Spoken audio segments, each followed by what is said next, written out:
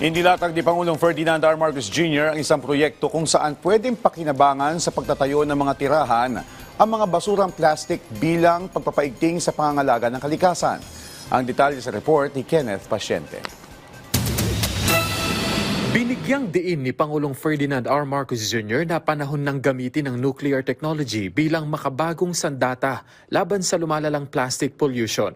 Isang problemang anyay nararanasan sa iba't ibang panig ng mundo at nakakaapekto sa ekonomiya, kalikasan at pamumuhay ng mga komunidad.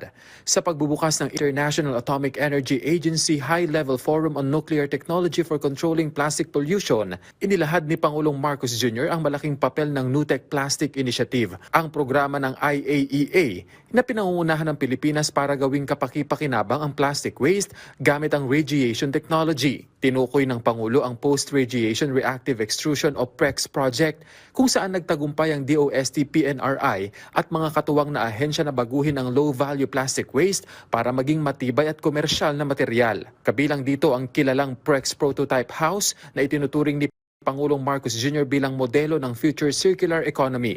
It is providing a solution, a very important solution to a very difficult problem that we face, not only here in the Philippines, but in the rest of the world. Bukod sa Prototype House, pinuri rin ng Pangulo ang Marine Microplastics Monitoring Laboratory ng UP Marine Science Institute na itinayo kasama ang IAEA upang sukatin at subaybayan ang microplastic pollution sa dagat gamit ang siyentipikong datos. Sa parehong event, inilunsad din ng Pilipinas at IAEA ang NUTEC Plastics Investment and Partnership Brochure na isang roadmap para palawakin ang pamumuhunan sa nuclear science para sa kalikasan at industriya. Binigyang diin din niya na hindi uusad ang teknolohiya ng mag-isa, kundi sa pamamagitan ng malawak na kooperasyon sa mga regulator, scientist, industry leaders at international partners.